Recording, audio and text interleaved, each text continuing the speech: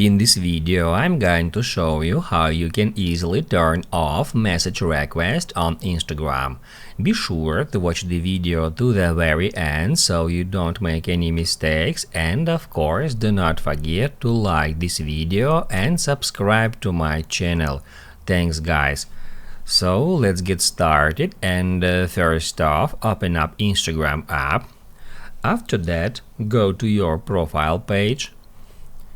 Go to menu, tap at settings and privacy.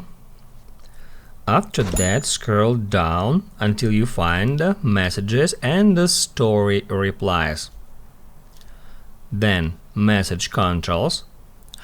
And then at the very first position, we can easily find the option which is called Your Followers on Instagram.